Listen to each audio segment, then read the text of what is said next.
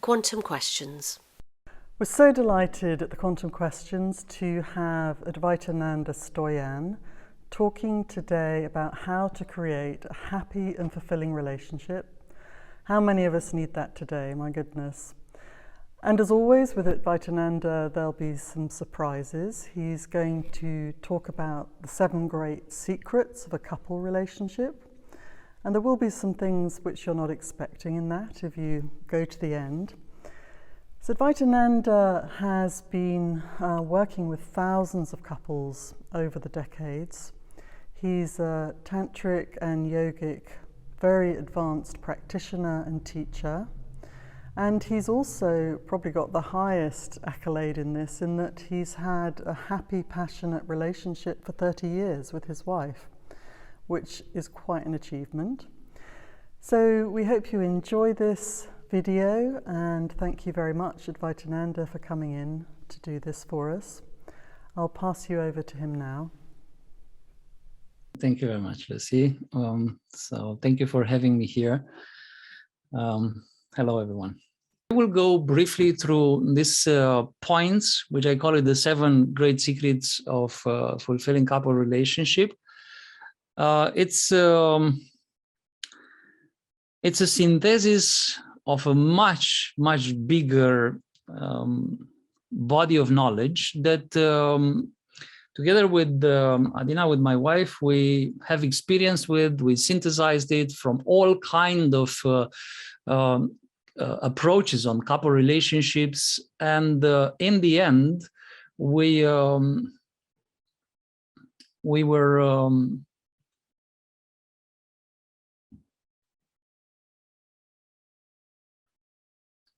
right. It's correct. In the end, we synthesize these points. Not that they are exclusive, so there are more points, but these are very easy to understand, simple to start, even today, all of them to apply in your relationship or in your relationship to be, because there are also situations where you can build a relationship based on that. And of course, this is also very good. The first element is let's call it the intention, the fundamental orientation in a couple relationship, which should never disappear from our side. You see, very often we see in the dynamics of life, we start to do something with a wonderful intention, with a wonderful perspective, and then something happens, and then we kind of deviate from that intention, and we arrive to something that we can't even recognize that it was ours. It happens with companies, it happens with jobs, it happens even with couple relationships. And this quote there, we found it in various ways, expressed in various ways in different traditions, but I chose this one. What is the secret of happiness in a couple relationship? And the answer is to love together the same divine things. The fact that we are together is not enough to keep us happy. We need to be together in the name of some ideal that we pursue together. And should we not have, of course, in the beginning, we just want to feel good. And that is correct, except that we need to understand what does it mean to feel good, because feeling good is expiring. And even if you study biology, you study the way we're built, the hormone of happiness is counteracted by other types of reactions in our bodies due to the fact that time is passing and we get used with each other. There is a certain aspect related to intimacy that is expiring and so on. There are lots of things. I will not have time here. It's a subject of enormous development if we will stay the whole weekend. But briefly, we should always keep in our attention what is our ideal together. Not how do I want or what do I want from this relationship. What is the common denominator of these two people that are in this relationship? I found out, for instance, that when I started to date Adina, my wife, I found out that we are extraordinarily different. I really, this, sometimes people give marks. She was a 10, I was a 4 to 5. We didn't even live in the same neighborhood, to speak in relationship terms. Like, it was no way, no way. And, but we had a common denominator, which was, we were extremely curious people, both of us embracing science perspective, even though we're just in the beginning of university, both, but like really, really trying to learn much more than it was given to us. And we're always explorers. And we nourish that by today. This is one of the strengths of our relationship. Every relationship go through hardships. It's supposed to. In time, people discover that if they know how to approach hardships from the right perspective. But no matter what, this common denominator, which actually enlarges in time, that was what we were having in the beginning. But there are many, many, many other things that you discover in common and that you can support commonly. So that's why it's loving together the same divine things is a dynamic process. It's not something that I like cakes, you like cakes, and that's it. We're born like that. No, it's like what we pursue effectively in our everyday life. It has to be love. That's why it's number one secret. But love can be and must be cultivated. You see, in couple relationships, we learn a very, I would say, inefficient way of being together in love. We learn to expect to be loved. And I know here some will react, because I've seen it a lot.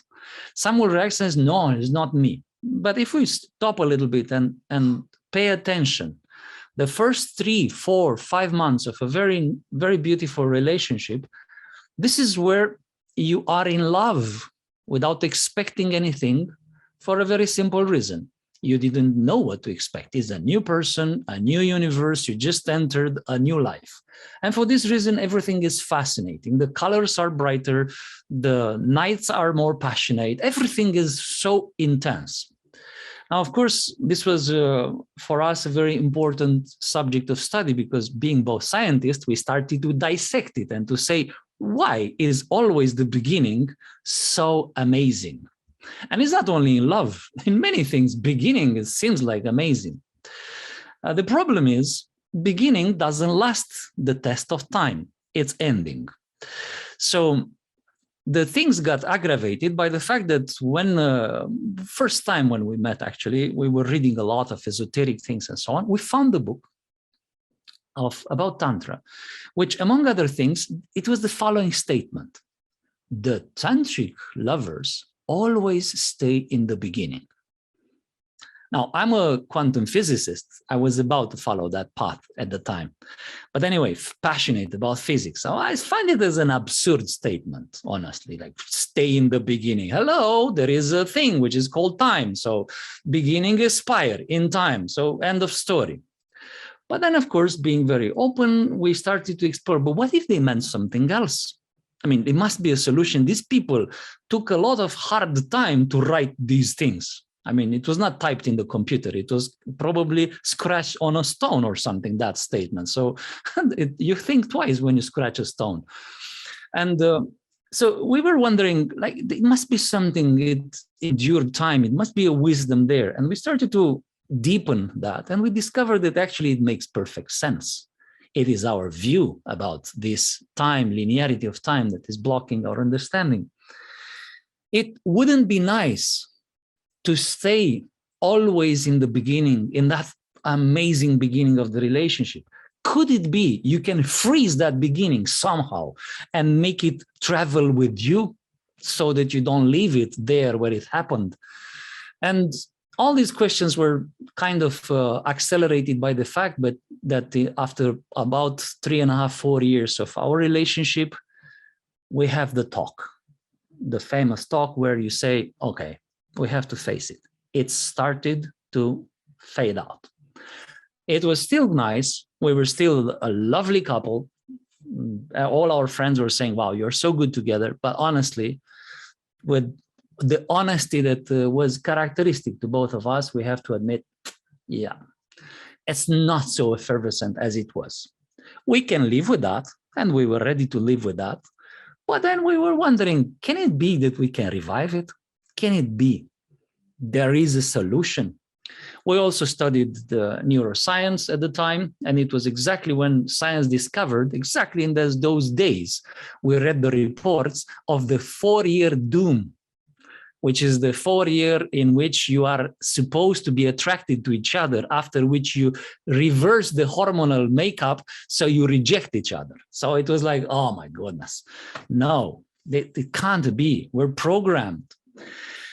But yeah, they were suggesting this thing, stay in the beginning. And that was when we discovered the solution.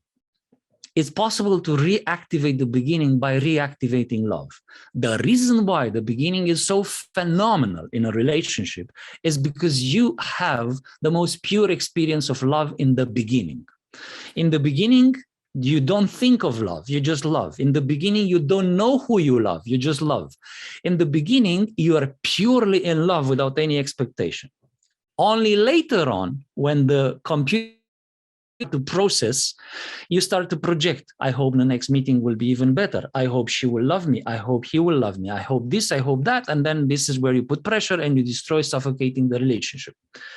So that's where we started to realize, my goodness, so if I will be able to stay not in love as I just love her by default, but to reignite the love every morning. If I fall in love every morning is a beginning. The beginning travels with us in time, meaning I'm always in the beginning. And then, yeah, I have to say, when we started to realize these things, it was almost too good to be true. We were like joking and yeah, and we played a game. We played the game of let's fall in love. Every time one of us would remember, we'll shout very loud so the other will hear, let's fall in love. In the beginning, it was like a child game. But I have to tell you, 3 weeks into the game, we were crying of happiness every time one will, let's fall in love, let's fall in love. And then we discover you can do that by yourself. You can do it all the time, and you can reignite the heart. Exactly as the heart does, beating there silently, even when you are unconscious, when you are asleep, when you eat, whatever, she sits there reigniting life into us.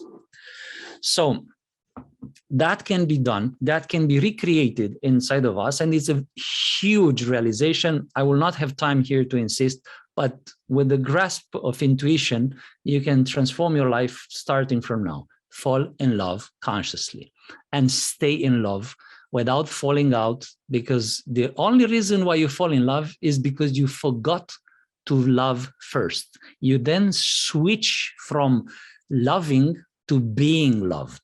And it's nice to be loved, but it's nice to be loved when you love back. And actually the reason why it's nice is because you in the first place loved. Even if you are loved overwhelmingly, if you are not loving, you will not feel the love.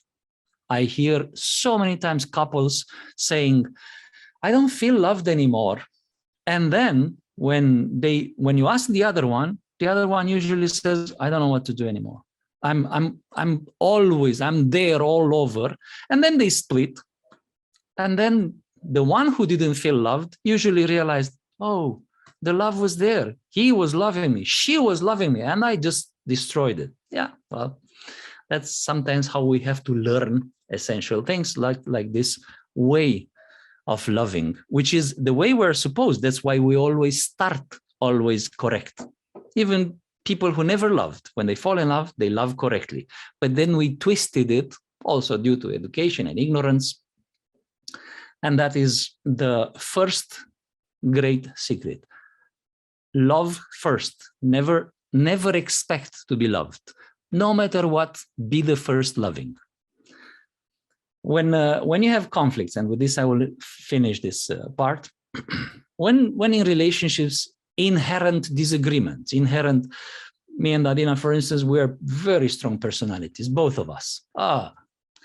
We have disagreements. It's almost like it's our enjoyment to fight with arguments, with all kinds of, but our rule number one is, when I feel a disagreement, my first question is, am I in love with her?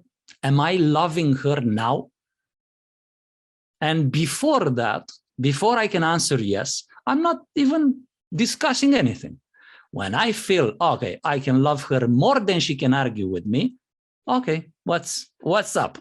And then she can shoot mega nuclear on me. I can neutralize them with my love.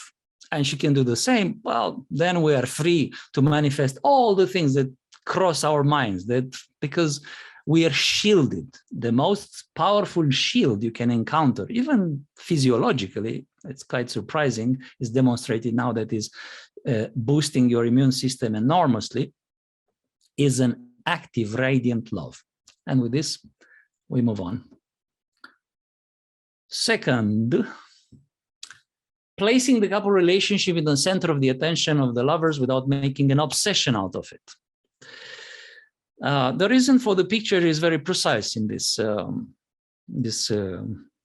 talk, because most of the people nowadays mistreat their relationship like a milking cow, from where they try to obtain physical, psychic pleasure, comfort. They practically exploit the relationship without realizing that the relationship, and that's the interesting part, is a separate entity. The relationship is, if you want, like the golden child of the couple.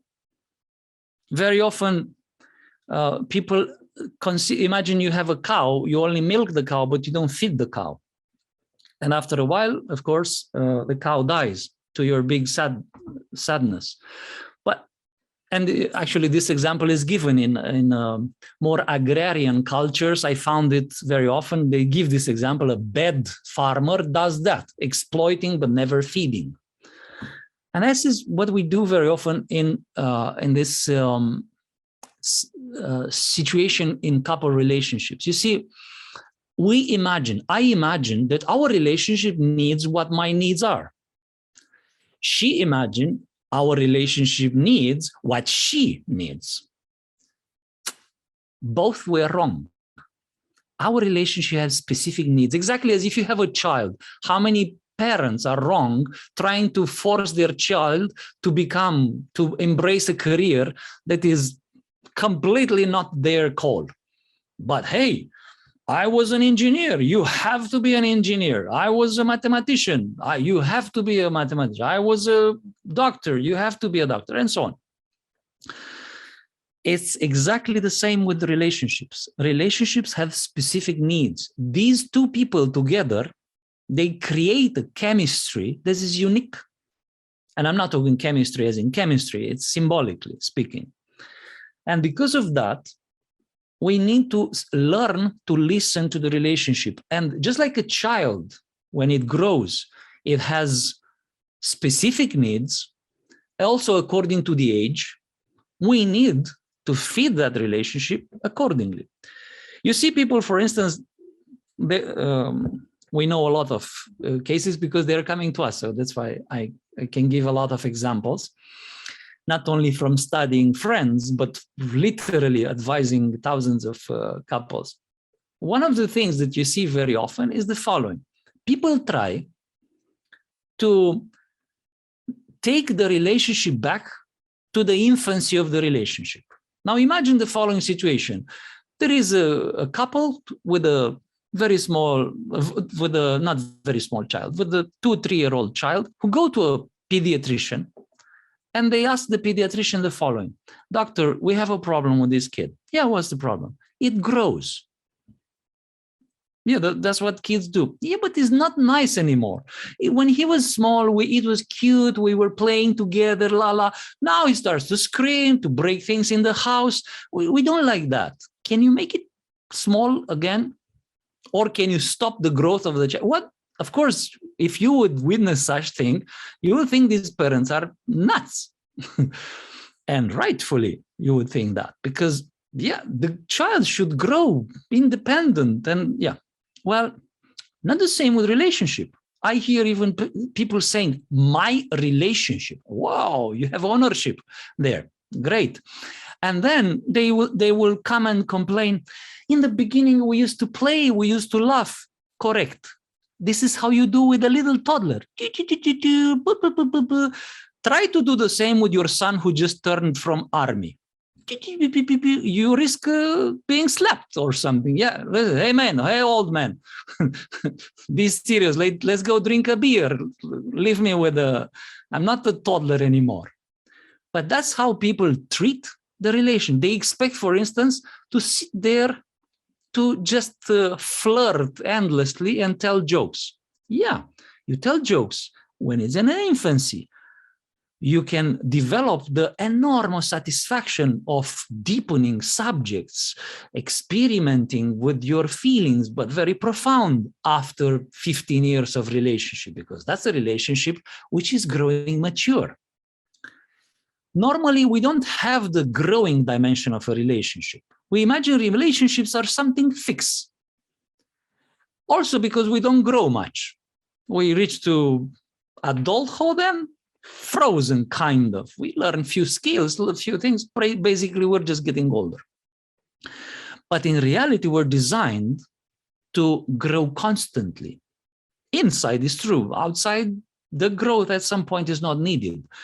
But we're supposed to grow inside, to mature, to deepen the feelings, the emotions, the intelligence, the vocabulary, the vast perspective in our life, everything, which also reflects in the relationship. If we treat the relationship as just taking from it, automatically we will try to block the relationship. It's in infancy, because that's what we only know. But if we feed the relationship what it needs, if we mature ourselves into the relationship, then it grows. A relationship after 25 years has very interesting needs compared with the relationship in the very beginning. And when we learn all this by focusing on the relationship itself, because if we focus on the relationship, right? If we focus on the relationship, then this is how we grow the relationship, just like a child. And by growing the relationship, we will be able afterwards to understand its needs. Sometimes a relationship needs time. Maybe none of us need more time now, but the relationship needs time, need attention, need a little bit more affection, need intimacy. There are all kinds of fundamental needs of a relationship that both of us can give, and sometimes not even simultaneously. Maybe I need to give more time. She needs to give more affection. I need to give more virile approach, more masculine. She needs to give a little more feminine approach, and so on. So there are lots of, how to say, it's a dance that you learn to do together. But the first step into this dance is to pay attention to the space between, so to speak, between the two lovers, not to her or to him. There is a space in between where the relationship happens. And that needs our attention distinctly. Normally, we just go through and we see the other one. And then, of course, the interesting fact is that there are a lot of situations in the life of the two lovers individually. I even seen a lot, especially when people, they are fair, they want to have a good relationship, and they come and say, well, I have nothing, let's say, to complain or something. It's good. It's good. He is exemplary with me. She is excellent with me. But what's the problem? Yeah, that's the problem. We don't know this, but yes, because when the parents are very good to each other, might be that the child is ignored. So that's why I'm using this analogy with the child, because it's very, very appropriate in a certain way. So that's the second point, that is adding to the first point. Love actively, nourish the relationship, or pay attention to the relationship. Now it comes a point that is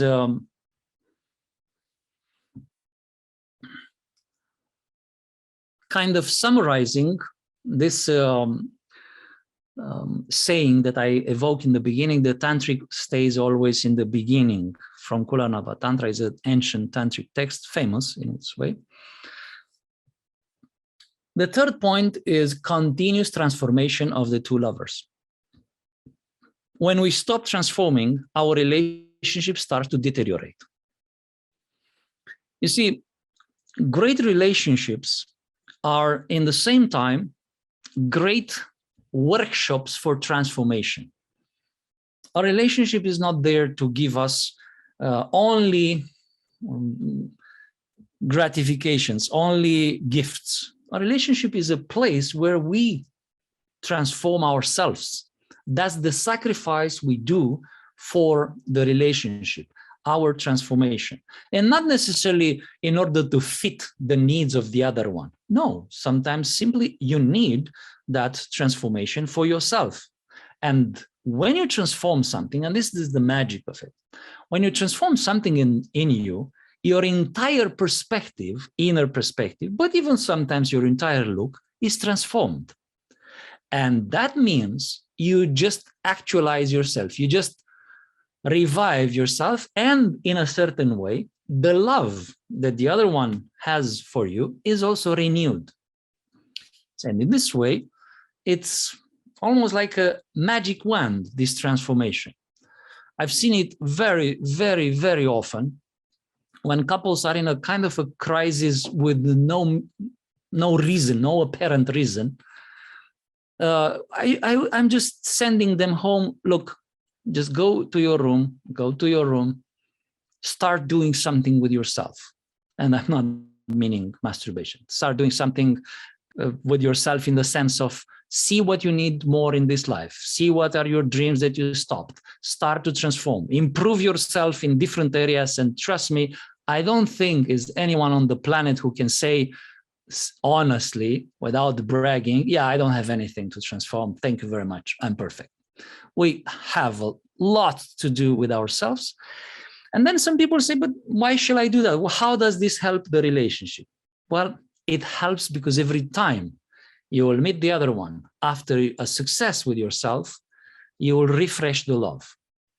I will not be able to develop too much, but it's even physiologically proven today by neuroscience that every time we take a positive challenge with ourselves is transforming our neural pathways, the way we see things and the way we think about things. And in this way, our capacity to understand each other in relationship and the way we relate to each other is completely transformed, which means the beginning is there. So practically to stay always in the beginning is possible if you are transforming constantly. Now, I'm always saying to people when they are in this situation and they don't think, but what does it mean? Look back in the last, let's say, 5 months or 6 months and tell me, what did you transform inside of you, but some profound transformation, not that you change your job or no, something profound. Look, you were afraid of dark and now you surpass fear of dark, or you wanted to learn music and now you have learned music and you are a very sensitive feeling, or you were emotionally illiterate, which is the case of 99% of people on the planet. And now you started to learn your emotions and express your emotions, and you are starting to learn the ABC, the alphabet of emotions or something, you know. In the last few months, what did you do inside? When you are a teenager or when you are very young, being alive is already ensuring lessons.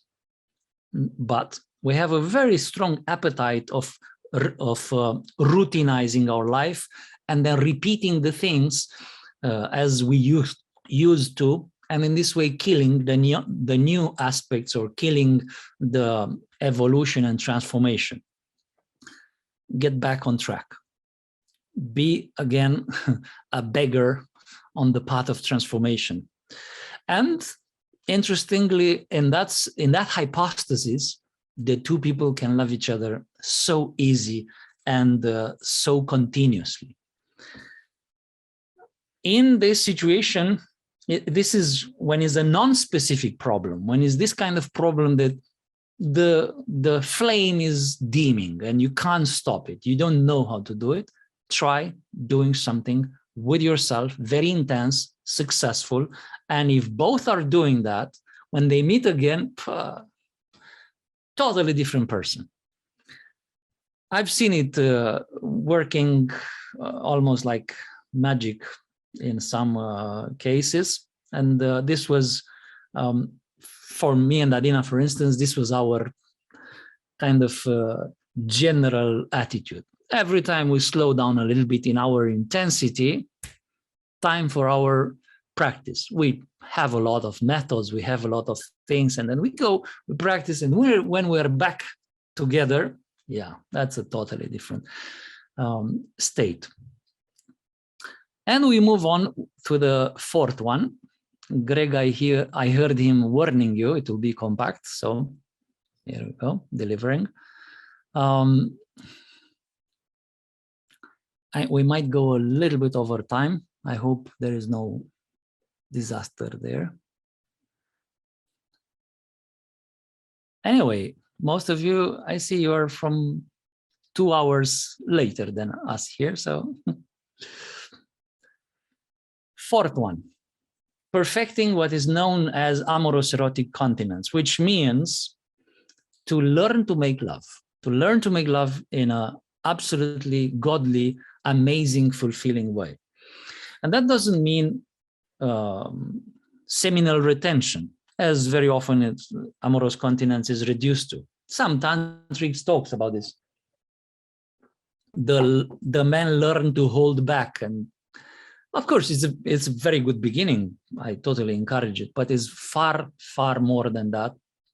The art of lovemaking in a couple relationship is something that could be the support of that transformation point number 3 was speaking about, because you have so many things, both the man and the woman, to improve at that level. I know it's hard to hear because we think, I know everything about that. Well, yeah. But how about this one? To make love, multiple orgasmic experiences, both the man and the woman, without any ejaculation, explosive discharge, having ecstatic states at will for hours and hours, and then in the end being fresh. Not only that is possible, but I'm telling you, we are designed to experience love and intimacy in this way. Anything less is damaging our relationship. The first victim is the woman, because she is far more connected in this respect for many reasons that I cannot explain now in this briefing, but the woman feels that intimacy and this sexualized way that we approach it today, it doesn't work with the love relationship. And that's why many women withdraw from intimacy almost, especially when they get married and so on. And then, yeah, the famous headache and other things that appear there. And all of those things are just a natural reaction, knowing something is not right. And it's not right because we're not designed to have this sexual intercourse where instinctually we unite using just physiological attraction, and yeah, it's not even fulfilling. One element here, for instance, is the fact that it's proven physiologically that for a woman to be ready harmoniously, of course, we're talking statistics, there are variations, but statistically speaking, between 25 and 35 minutes of very loving and skillful foreplay until she's ready to have super fulfilling, extraordinary amorous experiences. Well, how do we manage that, since the average of the sexual intercourse on the planet is a little above 3 minutes. Now, of course, I know it's average. And some people will say we are above the average. But mark my words, there is no minus time, which means how many couples are under 3 minutes? How much can you do under 3 minutes? Honestly, I mean, 1 minute is you say hello, boop. It's, yeah, I couldn't believe it, but it's kind of the statistic. And you know, the problem with statistics is they are merciless. So anyway, what I'm saying here is that you cannot match 25 minutes with 3 minutes unless you call all your friends. You have a football team or something, and everybody shift fast, you know, so you can cover 30, 40 minutes with 3 minutes performance. I mean, that was my solution at some point. I was thinking, like this, very simple. No, I didn't try that. Don't worry, because we were fortunate enough to learn the real solution, which is to learn to make love in such a way that is naturally ensuring both men and women practically an endless endurance. Endless endurance and endless virility. And in this way, speaking of one night standing, you will be able for the real one night standing, meaning one night is standing. And I'm saying this because I hear people saying, but you know, one night standing are horrible. What a horrible attitude. Trust me, if you meet someone and you make love for 6-7 hours continuously, there is no way on earth to avoid meeting again. There's no way. I mean, try not to meet again and see. So the point is, it's a legend. I remember once a German businessman came to me and he said, I heard you deal with tantra and so on. I want you to teach me the one night standing. And I said, my friend, let's clarify terms here. Yeah. What do you mean one night standing? You know, this kind of adventure. Yeah. You mean 5 minutes standing. That's what you are doing. 5 minutes standing with different people. Once you reach to one night standing, trust me, you will stay with one. But anyway, it was quite a shock for that person to figure out how much more it is. The point is that we can learn this, and I will show you briefly a few things about it. First of all, this is a view of the fundamental creative energy in the universe, the way it's viewed by ancients. They were saying there is the creative energy manifesting downward and upward. The manifesting downward creative energy help us to, for instance, from an inspiration to an art masterpiece. First, it was an intuition and inspiration. Then it is something concrete. You can touch it. Yeah, this is the downward going current, which is manifesting things. It moves towards density, boundaries, contraction, individuality. And then there is an upward going current, which is moving towards freedom, expansion, abstraction, universality. Such as, for instance, when you see few things that look separate, and then you say, wait, it must be a law. You know, Newton was walking through a garden one day and he saw an apple, or maybe the apple hit him in the head. We don't know. The point is, the apple was falling. There were thousands of apples falling. But then he realized, wait a second, maybe the apple is falling because there is a force attracting the apple down. And from the rest is history of science. The point is that this is an upward going current. Every act through which we take concrete things and we realize something abstract, something universal out of it. Why I'm telling you this is because when this creative energy, creativity reaches our being, it transforms into sexuality to create life, babies, which is programming each of us instinctively to do a very, very precise operation. You know, for two people to make a baby, it's far more complex than for a person jumping from a plane with a parachute and landing on this very, very narrow dot where they land, because you are landing in a much more narrow spot there. Two people coming from who knows what kind of cultures and so on. And always we do it in the same way. What I say is that this sexual instinct is extremely strong, programming us, and because of that is blinding us. The sexual energy is therefore always oriented to procreation. Sexual energy is limiting us and is not compatible with the love expanding feeling that we have when we are so sublimely in love. On the contrary, and many couples interrogated, how do you feel your intimacy? When they deepen a little bit the feeling, they say, yeah, there's something interesting. We love each other so sublimely, but the sex, yeah, we do it is nice, is pleasurable, but something is missing. Of course, because sex is not supposed to be done only for procreation. Behind sex is a completely different kind of energy that the immense majority of the people on the planet have no idea that it exists, even though ancients even gave it a name, which is called Eros. Eros is the same root energy, the creative energy, but the one going upwards, the sublime one.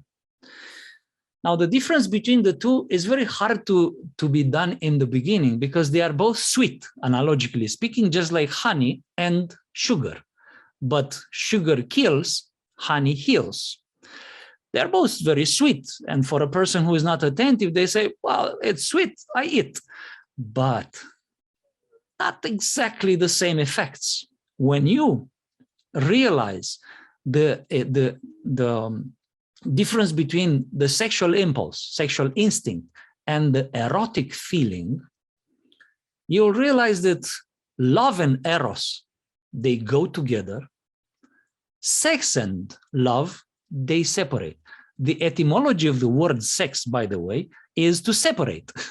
So when you have sex, ancients were saying you want to separate. But the erotic feeling is just behind the sexual instinct. When driven by the eros, the interesting fact is it's even inhibiting, in case of men, the ejaculatory reflexes. The man becomes spontaneous multi-orgasmic. Couples in the beginning of the relationship, when they are also sublimely in love, see the point, they also experience what is known as dry orgasms. Dry orgasms in the case of men means he has orgasm, but there is no ejaculation, so he can have another one and another one, almost like a woman. Now, the interesting fact is it's always reported spontaneously, without training, in the beginning, because in the beginning, the attitude is totally different. Then it kicks in the instinct and the habit, and then we fall into the habit of this strong attraction, which is the sexual attraction. And therefore, in order to reach to that, here is the 3 stages of what we call real revolution in bedroom, first of all. First, to discover through experience, through gradual experimentation together, the pure eros. The second stage is to realize the difference between sexual impulse, when you are taken by the sexual impulse, and pure erotic feeling. And then, in the end, to shift completely the attention from sexual energy to pure erotic experiences every time you are intimate. And then, bliss. Just as a comparison, I will give you now some comparison between the 2 energies, because it's very useful. First comparison, honey and sugar. Sexual energy is related to sexual desires, to loss of consciousness, to a discharge, to an explosive discharge, both for women and for men. And it's always leading to procreation because it's actually nature's fail-safe mechanism. Meaning, if you can't do better, procreate. because at least you leave offsprings, you continue the species, so the species evolve. I know it's a tough way to put it, but it's reducing the message to be understood. The erotic energy, on the other hand, is naturally leading to sublime experiences, inspirations. It's always a lucid experience, to a great openness. You're not tired of it at all. You're always inspired of it. And of course, in ancient systems, for instance, you see a lot of art with these naked people, naked bodies, very inciting, very sexual, you will say today. And then you might wonder, what was with these people? Why all this obsession? Even in church, even in, temples, they have this kind of art. Now in India, they are covering, in the temples, they are covering the statues that were made thousands of years ago. They put clothes on them. And of course, when I was in India, I was asking the priests there, guys, do you realize these people did it on purpose? I mean, when you sculpture a statue, you reach to the clothes first. Why didn't they stop at the clothes if there was any problem? Why did they do the statue naked? There must be a reason. And the reason is that those statues, and those are erotic art, they suggest a sublime effervescence. And in the Orient, they even call it with a specific name, kama, which means a kind of sublime aspiration,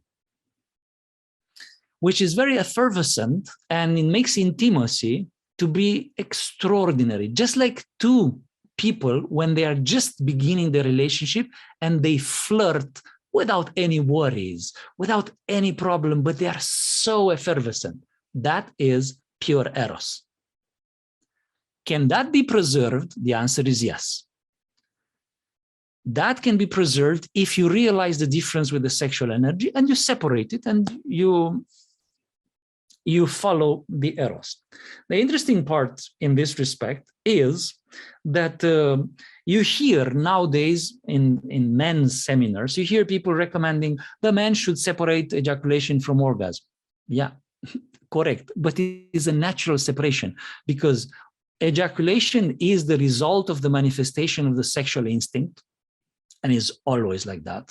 And you can't stop it unless you shift the attention completely to another kind of experience. While erotic energy is the orgasmic energy.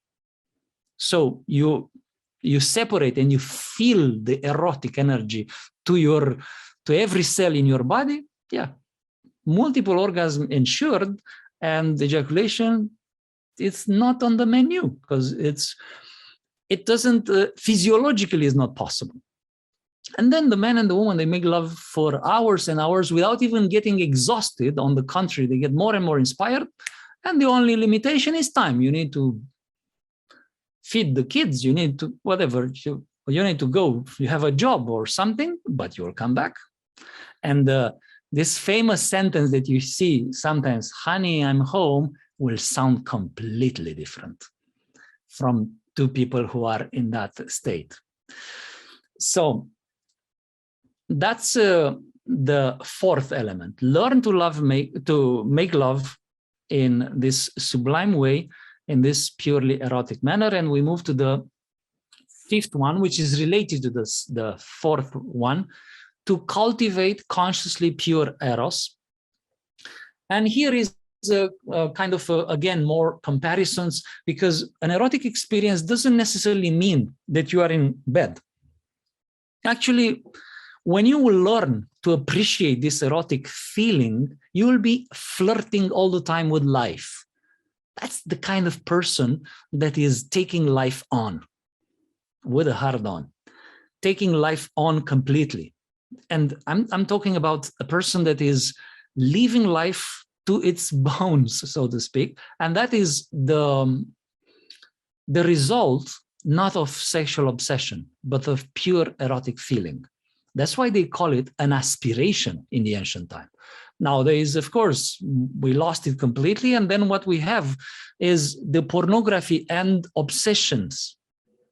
Pure erotic experience generate elevated desires and aspirations, while sexuality awakens blinding inferior desires, attachments. In relationships, even between lovers that are very effervescent in intimacy, they end up rejecting each other. And it's proven now hormonally why.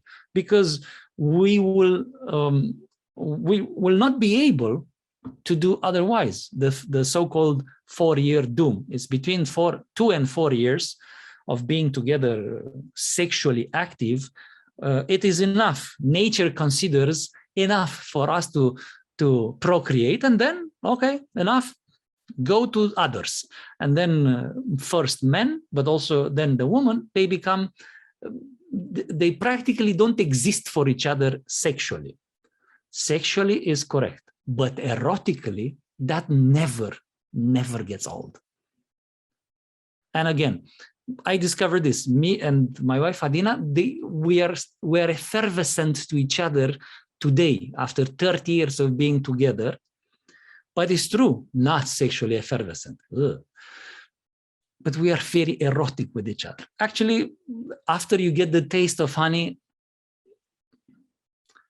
it's a totally different approach in life. Pure eroticism reminds of fundamental deeper needs. It creates inside of you a dynamics of longings, the very pure longings. You know how many times you hear people, yeah, now I realize I need to take care of myself a little more. And then what you do usually is to abuse the other one or abuse the relationship because you're so frustrated after many years. That's disharmonious. But how to solve that? It's very simple. You need to harmoniously be reminded about your deeper needs. When you are in this erotic mood, you're so natural with your real needs. Then you realize the needs of the other one. Then you realize the needs of the relationship, and all the other points fall into the right place. On the other hand, sexual desires confuse us in the real needs. People are capable to have sex even with the risk of death. And it happens. People lost presidency for the sake of sex. It's totally confusing our priorities. How many times people, for instance, for a sexual attraction, they destroy families. And then if you ask them, but what happened to you? Yeah, well, it was a strong desire. Yeah, but the strength is not so important as it is the confusion. It's confusing us very much. While Eros never does that. Sexual instinct is naturally on, and this is a very important element. The sexual instinct is placed there as exactly as I said, like a fail-safe mechanism of nature. That's why when you get a little bit of excitement, sexual instinct comes first. Why? Maybe you want to procreate, says nature. Let's make sure you do something minimal, meaning procreation. The rest, you can have the fun. But the fact that it's on, and the fact that people ignore even the possibility that there is more to it, it makes that the immense majority of the people on the planet, they're only using sexual excitement in their intimacy, because it's just on. For men, for instance, to get excited and to make sure you have an erection, sexual excitement. That's why men fantasize sexually, they have all these things. If you discover the erotic excitement, which is slower, milder, but grows constantly and makes you super viril, yeah, you will never come back to this superficial fire of sex. It has only the advantage of being quick. A quickie, yeah, sexual excitement. Eros take time. Eros take conditions, cultivation. Sex, everybody can do it unconsciously. You know, people were born in times of war, which means people have sex in times of war. And always I was wondering, how did people in Stalingrad have sex there was death all over?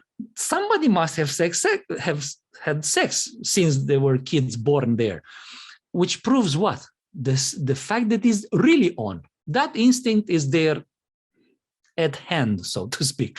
But the Eros, no, the Eros takes good conditions. In order to be in an erotic mood, you need to be well-shaped, well-shaved, well everything, well nice, not only exterior, but in good mood. You need to have a completely different attitude towards intimacy. Very often people imagine they can have intimacy, they jump in bed. It's enough preparation, huh? I'm in bed.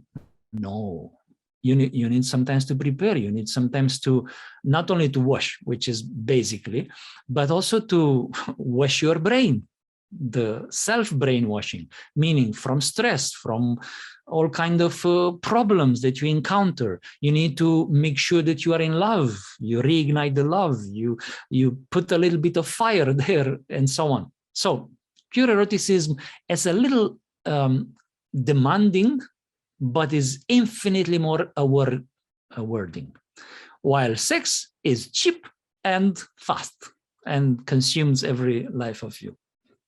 So you have a choice. Pure eroticism connects your heart with your need for intimacy, while sex is disconnecting our heart. And that's an observation that many, many, many couples have been doing intuitively, empirical observation. So that's the point. Point number 4, learn to consciously cultivate Eros. And with this, we are point number 6, transfiguration. Transfiguration is your ticket to heaven. Free ticket to heaven. You see, transfiguration is an act which is very mysterious. It was studied a little bit more in transpersonal psychology.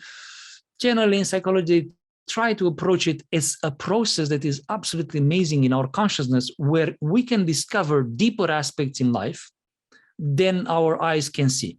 The simplest example of transfiguration is optimism. What's the difference between an optimist and the pessimist?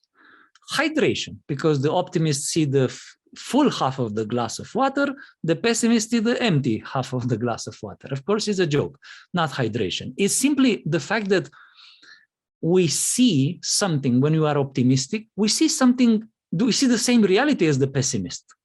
But obviously we see something more there.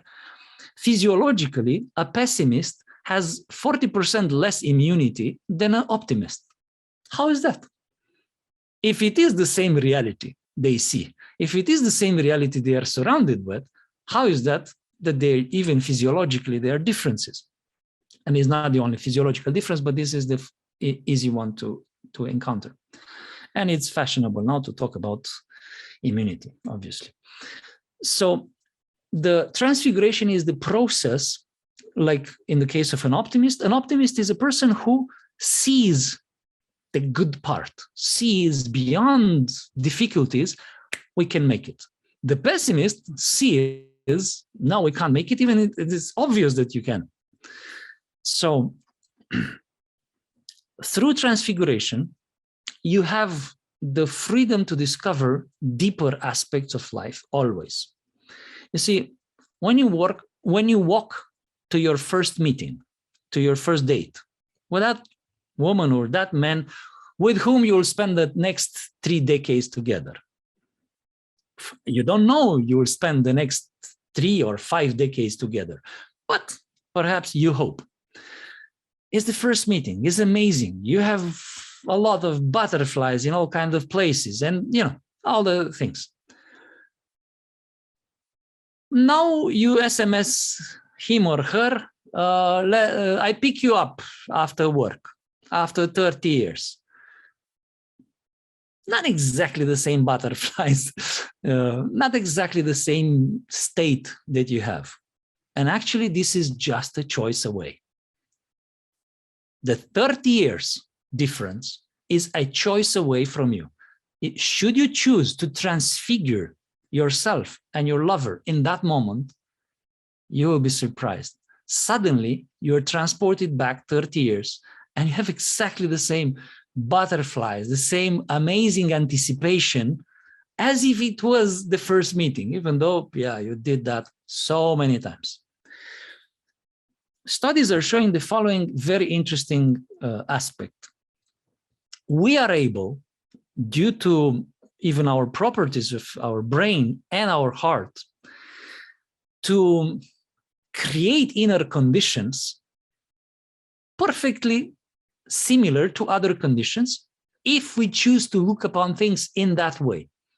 So if you transfigure yourself, this is my first day of work, and I'm so excited by this job, and you do that every morning for the next 20 years, in 20 years, you will experience subjectively no time has passed over you.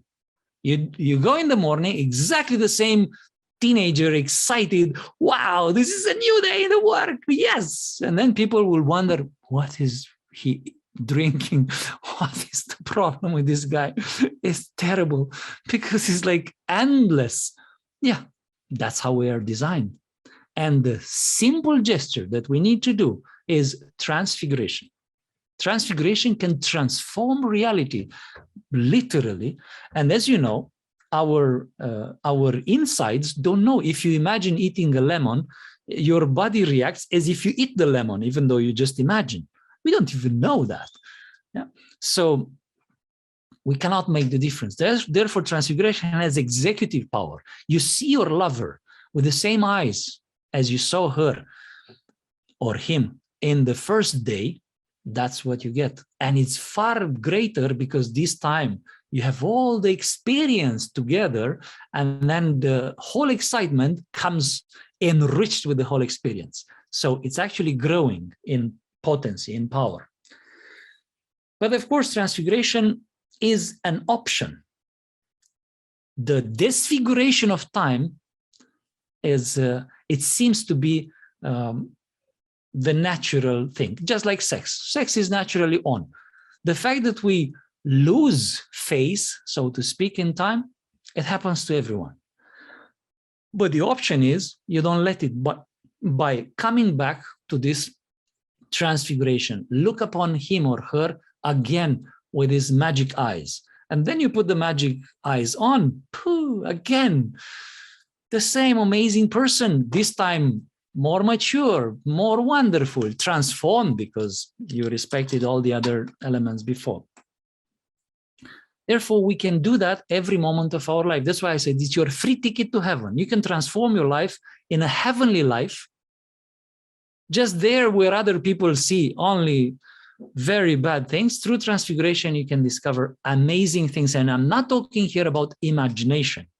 I'm talking about discovering the real aspects, the real values, the real superior perspectives in your life. With some training, you can become a master of transfiguration and self-transfiguration. And in this way, you can always transform your life. In this way, you can reignite and again stay in the beginning, reigniting the passion, the love, and time loses its power on the relationship. You cannot imagine how many times we hear couples after 10, 15, usually 20 years, when you ask them what's the problem, most of them, they say, well, it's just the time. We've been together all this time. Yeah, so what? Well, dust on the brain or on the heart. It's simply, yeah, it's dimming out, gray colors. We don't see colors anymore. Everything is gray tones. No, you forgot that you can dust off all these gray tones through transfiguration and colors come back. Unbelievable. Children have a natural appetite for transfiguration. You see, the world of childhood is amazing and absolutely fantastic. I personally was a kind of suffering slightly of a Peter Pan syndrome, as they call it. I never wanted to grow up. And I still am considered by my close and friends, they say, you are like a grown-up child all the time. It is true. I play, I'm very joyful as a person. I'm extremely serious, just like a child. But my secret is transfiguration. When I discovered that, I couldn't believe it. It was like, that could be that simple. It stays like a switch inside of us. Yes. But it's just the power of habit that keeps us forgetting about it, and then life goes down and add history to sufferance and sufferance to history. But if you stop that with a gesture of transfiguration, stretch your spine and decide, you know what, why don't I walk like a winner? Why don't I walk like a king? Why don't I walk the way I used to feel? Try a few steps. You will discover, well, wait a second, the whole ambience changed. Yes. And you can even shift the field of events in your life and you become more lucky, more integrated, and so on. That's another topic. So with this, we conclude the seventh, the most difficult to explain, preserve the mystery. Mystery is the closest our personal consciousness can get to God. It's a definition given in many traditions in various forms, but they all say the same thing. Mystery is the sign, some they call it, the only proof of God's presence is mystery. The fact that there is mystery in the universe shows where the creator is dwelling. Always when it's mystery, oops, you just catch a trace. He just left the room, but leave a trace, the mystery. Now, the point is, in a couple relationship, mystery is a pillar of the relationship. People today behave, they're desperate to destroy the mystery more than the Secret Service. They really want information. Where are you? Where are you going? What are you doing? What really, you didn't fall in love with that person because you have her or his file from MI5 or MI6. You fall in love with that person even without knowing the name. And now you can't sleep because you don't know where she is. There is this joke which says like this: how do you call a woman who always knows where her husband is? The answer is a widow. Because she always knows where he is, in the graveyard, obviously.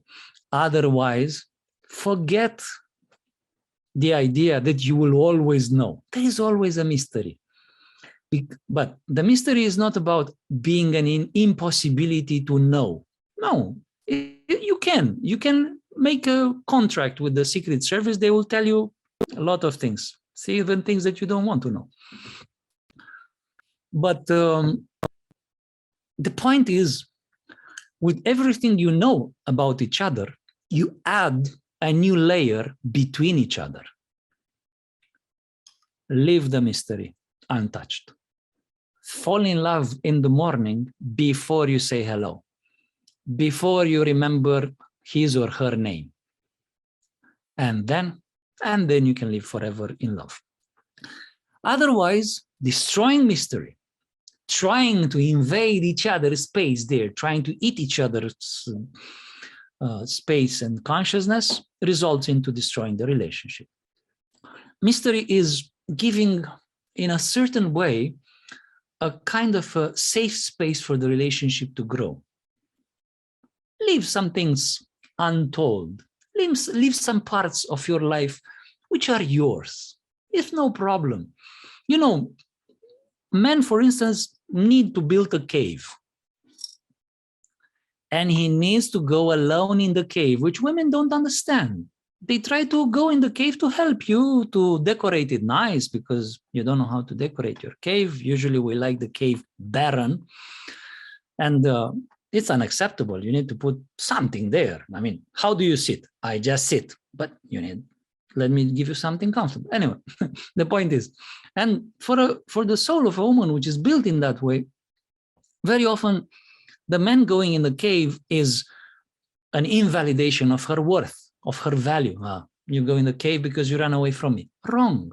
That's how you will do.